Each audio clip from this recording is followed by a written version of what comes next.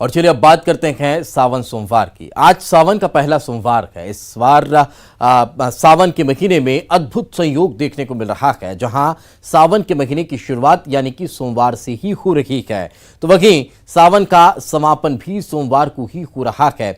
इस बार सावन के महीने में 5 सोमवार पड़ रहे हैं। ऐसी मान्यता है कि जिस साल सावन के महीने में 5 सोमवार पड़ते हैं, उस साल भक्तों पर शिवजी की विशेष कृपा होती है, भक्तों की सभी मनोकामनाएं पूरी होती हैं। आप अपने टीवी स्क्रीन पर ये अलग अलग 4 तस्वीरें देख रहे हैं, उज्जैन, खंडवा, मंदसौर और टीकमगढ़ की, जहां उज्जैन में खुद कालों के काल महाकाल विराजमान हैं, जो 12 ज्योतिर्लिंगों में शामिल हैं। तो वहीं खंडवा के ओंकारेश्वर धाम में भी भगवान ओंकार स्थापित हैं। ओंकारेश्वर धाम भी 12 ज्योतिर्लिंगों में शामिल है। तो वहीं मंदसौर में भगवान पशुपतिनाथ विराजते हैं। टीकमगढ़ में कुंडेश्वर मंदिर में विशेष आराधना, विशेष पूजा अर्चना चल रही है।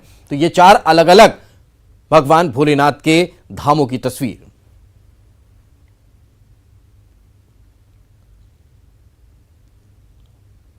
तो सावन का पहला सोमवार आज है और सावन का पहला दिन भी आज ही है, और इसी विशेष संयोग के साथ सावन पर्व की शुरुआत हुई है। इस पर्व पर उज्जैन के महाकालेश्वर मंदिर में अल सुबह 4 बजे भस्म आरती हुई।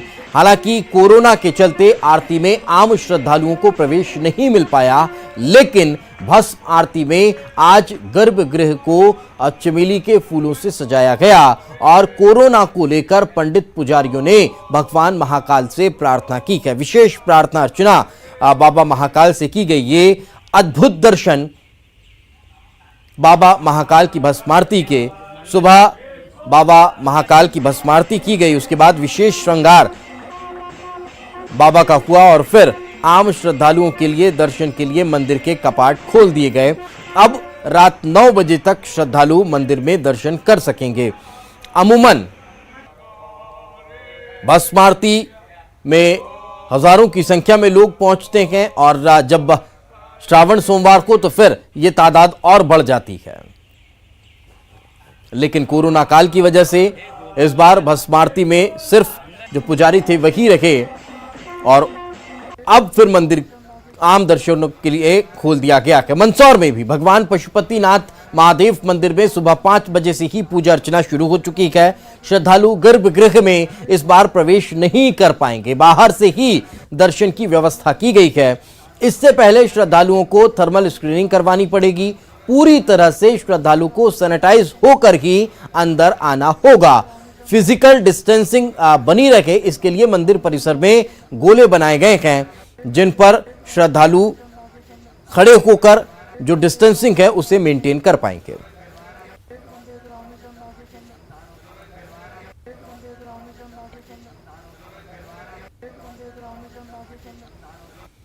तो भगवान भोलेनाथ के इस विशेष श्रावण पर्व की शुरुआत हो चुकी है और श्रावण का पहला सोमवार आज है और सावन के इस पहले सोमवार के दिन सुबह से ही मंदिरों में विशेष पूजा अर्चना चल रही है। भक्तों के लिए दर्शन की व्यवस्था है, लेकिन वो भी पूरे नियम कायदों के साथ।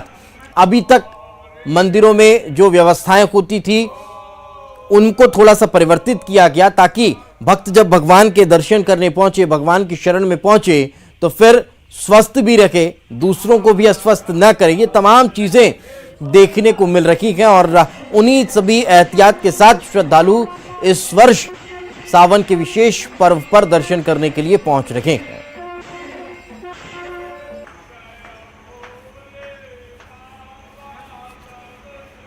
तो ये तस्वीर महाकाल मंदिर की, जहां सुबह भस्म आरती हुई और भस्म आरती के बाद श्रद्धालुओं के लिए मंदिर के कपाट खोल दिए गए। आम श्रद्धालु अब रात 9 बजे तक मंदिर पहुंचकर दर्शन कर सकेंगे। चलिए चर्चा करते हैं अलग अलग शहरों में कहां किस तरह से मंदिरों में श्रद्धालुओं के पहुंचने की तैयारियां हैं, किस तरह से व्यवस्थाएं वहां पर है। चर्चा करते हैं। उज्जैन से हमारे सहयोगी आनंद निगम हमारे साथ जुड़ चुके हैं, हमारे साथ प्रतीक जबलपुर से हैं, पूजा हमारे साथ माफ कीजिएगा रंजना हमारे साथ जुड़ी हुई है भोपाल से, और नरेंद्र धनोतिया हमारे साथ मंदसौर से जुड़ चुके हैं। आप सभी का बहुत बहुत स्वागत। और चर्चा सबसे पहले बाबा महाकाल के दर से ही करते हैं। आनंद, किस तरह की व्यवस्था है, किस तरह से विशेष पूजा अर्चना चल रही है आज?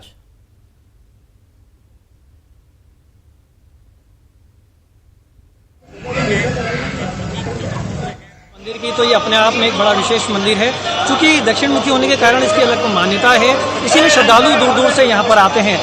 लेकिन अगर दर्शन व्यवस्था की बात की जाए तो कोरोना महामारी को लेकर अलग अलग व्यवस्थाएं यहाँ पर की गई है। श्रद्धालु को प्री बुकिंग कराने के बाद ही मंदिर में प्रवेश दिया जा रहा है, जो कि एक दिन पहले जिन लोगों ने प्री बुकिंग कराई थी। दूसरा ये कि उन्हें बाकायदा फिजिकल डिस्टेंस और सोशल डिस्टेंसिंग का पूरा पालन करना होगा। केंद्र की गाइडलाइन जो जारी की गई है उनका पालन करना होगा। मंदिर की अगर बात की जाए तो प्रबंध समिति ने अपनी ओर से यहाँ पर जो है मंदिर में इस तरह की सैनिटाइजिंग की व्यवस्था की है। साथ में जो लोग श्रद्धालु अंदर आ रहे हैं उनके हाथ धोने की और अलग अलग जो है डिस्टेंस बनाने की एक अलग व्यवस्थाएं की गई है। तो फिलहाल इन सारी डिस्टेंसों और जो नियम बनाए गए हैं उनको पालन करते हुए दर्शनार्थी अंदर आ रहे हैं और बाबा महाकाल के दर्शन कर रहे हैं। लेकिन अगर सुबह की बात की जाए तो सुबह बाबा महाकाल की भस्म आरती हुई है। विशेष जो है भांग का श्रृंगार देखने को मिला। इसके साथ चमेली के फूलों से एक बड़ा खूबसूरत यहाँ पर उन्हें पूरा जो है मंदिर को सजाया गया था, अंदर गर्भगृह को सजाया गया था। तो एक खूबसूरत सा नज़ारा, साथ में भगवान महाकाल का एक विशेष सहयोग, क्योंकि विशेष इसलिए क्योंकि आज पहला दिन है सावन का और वो भी सोमवार को आया है, और इसका जो अंतिम सोमवार होगा और अंतिम सावन का अंतिम दिन होगा वो भी सोमवार को ही आ रहा है। तो विशेष सहयोग के साथ ये जो आज दिन आया है और इसी को लेकर बड़ी दूर दूर से श्रद्धालु फिलहाल उज्जैन पहुँच रहे हैं। जी बिल्कुल, चलिए साथ में रहेंगे, आगे भी आपसे चर्चा करेंगे। नरेंद्र हमारे साथ जुड़े हुए हैं मंदसौर से।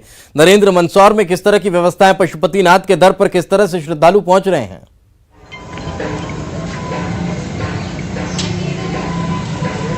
जी दीपेश, आपको बताना चाहूँगा कि श्रावण मास शुरू हो चुका है और इसकी शुरुआत भी सोमवार से ही हुई है और इसका समापन भी सोमवार से ही होगा। और पहली बार जो है यहाँ पर 5 सोमवार एक साथ देखने को मिल रहे हैं श्रावण मास में। और भक्तों में पशुपतिनाथ के दर्शन को लेकर के उत्साह तो है, लेकिन कोरोना वायरस के संक्रमण को बचने के लिए मंदिर प्रबंध समिति ने यहाँ पर विशेष व्यवस्थाएं बनाई गई है।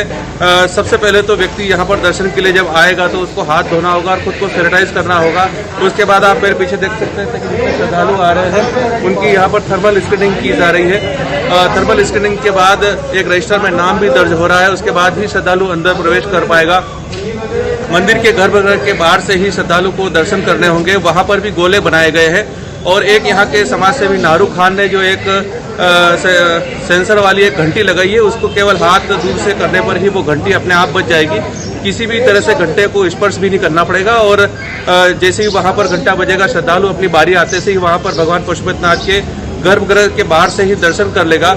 और यहाँ पर जो पंक्तियाँ बनाई गई, महिला पुरुषों की अलग अलग पंक्तियाँ बनाई गई है। महिला का प्रवेश द्वार अलग है और पुरुष का प्रवेश द्वार अलग है। अलग अलग प्रवेश द्वार से जो श्रद्धालु है मंदिर तक जाएंगे और वहाँ पर भगवान पशुपतिनाथ के दर्शन कर पाएंगे। प्रत्येक साल जो है श्रावण मास में जो अभिषेक की परंपरा रही है वहाँ पर आम श्रद्धालु अभिषेक करते आए हैं, लेकिन इस बार ऐसा नहीं है। केवल मंदिर के पुजारी है वो देखने को मिल रहा है, लेकिन दर्शन सभी श्रद्धालुओं को हो, इस तरह की व्यवस्थाएं यहाँ पर बनाई गई हैं और की गई हैं। प्रतीक हमारे साथ जुड़े हैं। प्रतीक, आपके पास पहुंचूं इससे पहले राजधानी भोपाल का रुख कर लेते हैं, वहां किस तरह की व्यवस्थाएं। रंजना हमारे साथ जुड़ी हुई हैं। रंजना, राजधानी भोपाल में किस तरह से मंदिरों की व्यवस्थाएं देखने को मिल रही है?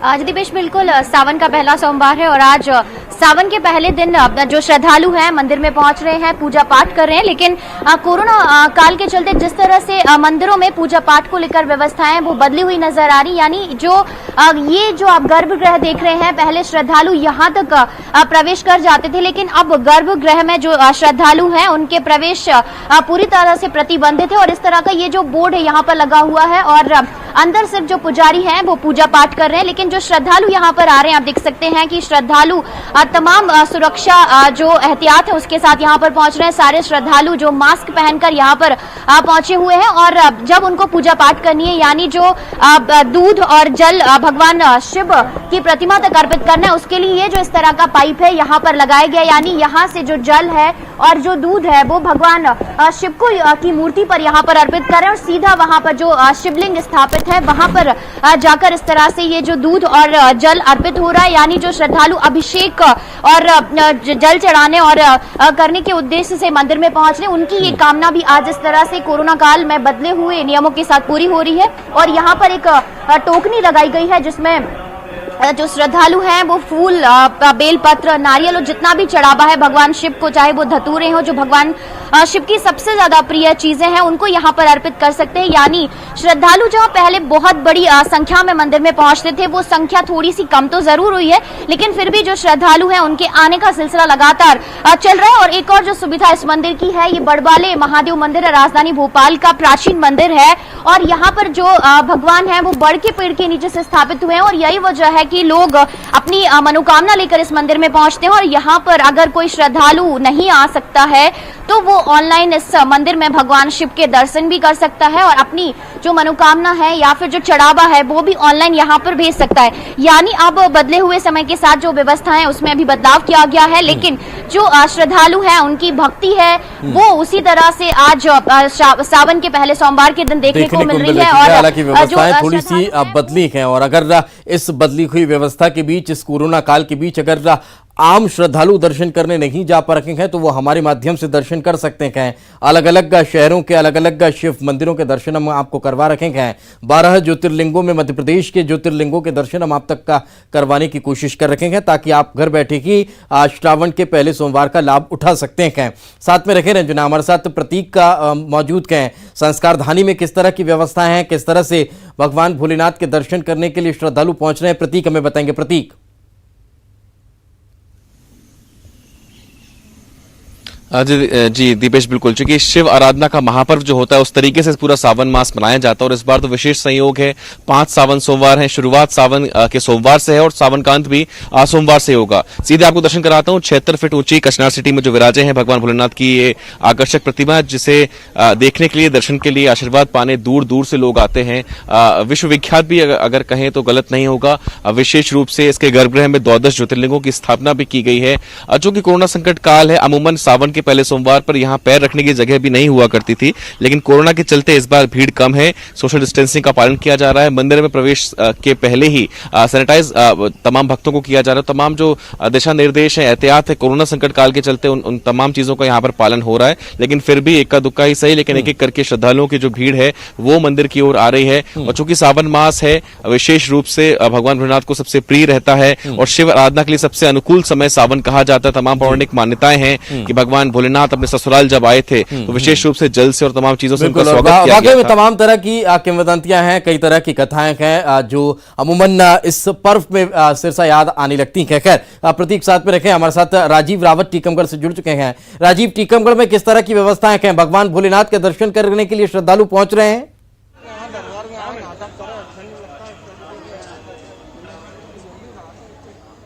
बुंदेलखंड का सबसे प्राचीन मंदिर माना जाता है और खासतौर पर सावन के माह में यहाँ हजारों की संख्या में श्रद्धालु आते हैं और सोमवार को यहाँ काफी भीड़ देखने को मिलती थी, लेकिन इस बार कोरोना काल की वजह से श्रद्धालु मंदिर नहीं पहुंच पा रहे हैं और जो जिला प्रशासन है उसने जो कुंडेश्वर मंदिर के आज सोमवार के दिन प्रतिबंध लगा दिया है ताकि कोई भी श्रद्धालु मंदिर में प्रवेश ना करे। और कोरोना वायरस के संक्रमण को लेकर यह प्रतिबंध लगाया गया है। प्रत्येक सोमवार को अब इसी तरह जो श्रद्धालु हैं उनके आने पर प्रतिबंध लगेगा। बिल्कुल, तो पहले यहाँ भक्तों को भगवान से डिस्टेंस मेंटेन करनी पड़ेगी। बहुत बहुत शुक्रिया आप सभी का हमारे साथ चर्चा में जुड़ने के लिए और दर्शन आम श्रद्धालुओं को भी करवाने के लिए। वक्त एक छोटे से ब्रेक का है, ब्रेक के बाद जल्द हाजिर होंगे।